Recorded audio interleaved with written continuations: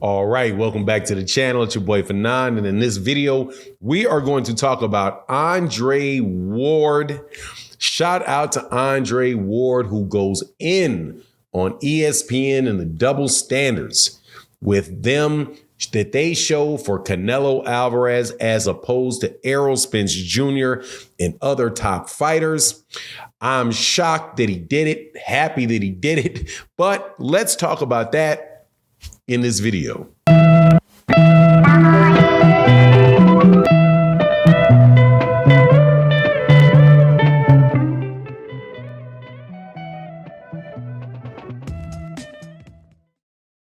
All right, welcome back to the channel. It's your boy Fanon, and in this video, we are going to be talking about boxing in general, no specific weight class.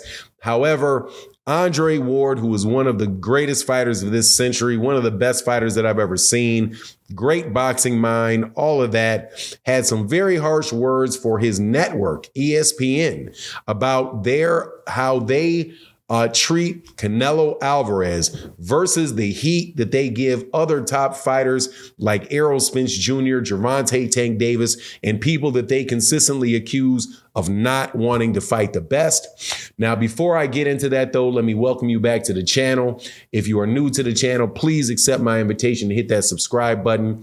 Hit the bell icon so you can be notified of when we release more videos. Also, if you are a longtime subscriber and supporter, thank you so much for your continued support. It really, really does mean a lot. It's vital to the boxing channel. So thank you for your supports in the super chats, the cash apps, and in the super thanks of videos like this. So look, man, we're in a little bit of a downtime in boxing right now while we wait for the next big fights to take place. You have Showtime Boxing or the PBC. My understanding is should be announcing their fight cards, their upcoming fight cards pretty soon. So we will know what those guys are going to be doing. You have the Gervonta Davis, Ryan Garcia fight we're hoping is going to get signed. Also, we're going to find out whether or not Terrence Crawford signs with Golden Boy and fights somebody like Alex Rocha, what he's going to do. But there's one guy who we have a pretty good idea what he's going to do, and that is Canelo Alvarez, who is going to more than likely be fighting in the May timeframe and in the September timeframe against people that we don't want to see him fight. John Ryder, I do believe, is the first one, and then after that, they're trying to position, they being Matchroom, are trying to position Canelo Alvarez to fight Dimitri Bivol for undisputed at 168 pounds, which in my opinion is a absolute ridiculous move, devoid of courage and just ridiculous. Now, and I don't care whether or not Dimitri Bivol said that he'd be willing to do it or not. I've listened to what Dimitri Bivol has said, and Dimitri Bivol had a look on his face like, why would I do that? When he said, I mean, I guess, right? But if you pay him enough money, and that's the only way he's going to get that much money for a fight, he's okay, man, I'll go down and wait.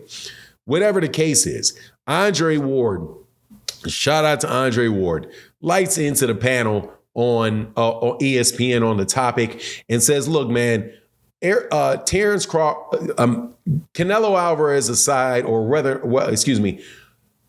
Dimitri Bivol aside, and what Dimitri Bivol wants to do and doesn't want to do as far as fighting at 175 or 168. The question is, what does Canelo want to do? Does Canelo want this guy who he lost to at 175 to weight drain and come down and fight at 168 and feel as if he did something that, to gain revenge on a guy that you are either inviting, whatever the reason is, that after he beat you at 175, you're going to drop 7 pounds, come down to 168 and fight him there. But the thing that really hit me about what Andre Ward had to say was like, look, man, we got to start using the same energy for everybody. If you're going to say things, if we're going to be on the panel getting all these guys for the best, fighting the best and not taking these fights, we have to be consistent. And what about Canelo Alvarez? And that is something that I've said on this channel and many other people have been saying for a while. Look, man, there is a double standard with Canelo Alvarez. You can look at, take Terrence Crawford, for example. I can really name one fight that Terrence Crawford did not take that I wanted to see Terrence Crawford take. And that is the Errol Spence Jr. fight.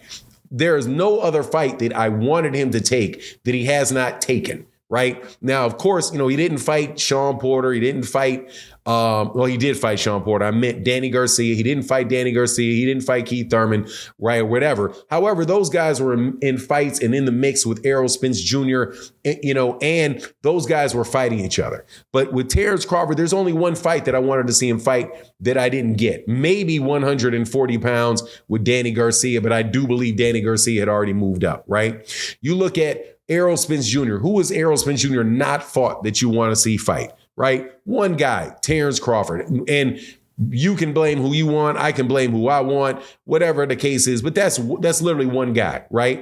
But if you look at Canelo Alvarez, you can just go through a litany of people that he won't fight, refused to fight and didn't fight in multiple weight classes.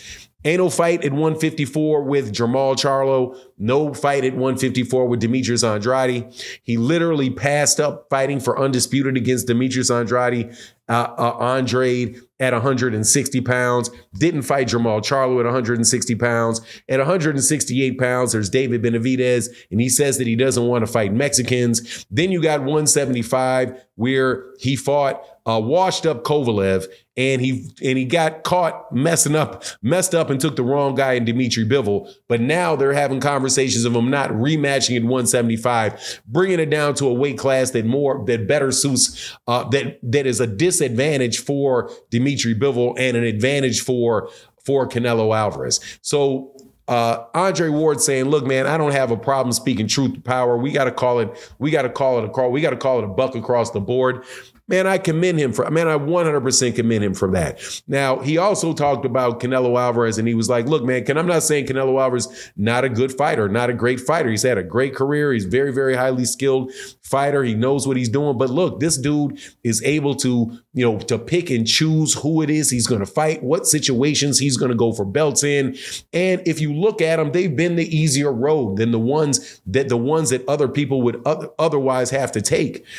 And you can just look at the people that he fought over the last several years. And I know there's Canelo Alvarez fans that always think, oh man, you're picking on Canelo, but no, man, you have guys like Yildirim. You're fighting guys like Yildirim, Rocky Fielding, Billy Joe Saunders, Callum Smith, guys like that, man. Please, now it looks like you're going to pop off and go fight John Ryder. It's absolutely John Ryder, a guy that fought tooth and nail with Callum Smith, but it's just that Euro tour that the dude is on, man. And it's interesting because I've always found it interesting that ESPN and the commentators at ESPN are so protective of him, because he doesn't even fight on that network. They got plenty of smoke for everybody over there on the PBC and absolutely nothing for people over there on DAZN. Nothing that if I have to go back and recall whether or not they were. Matter of fact, I know they were at ESPN during the time when Anthony Joshua wouldn't fight Deontay Wilder. Again, not a peep out of them about that. Just real selective about the groups of people that they get on consistently and in ways that are just patently unfair. But anyway, that's my take on the matter. You let me know what you think in the comment section. And with that, I'm out. Deuces.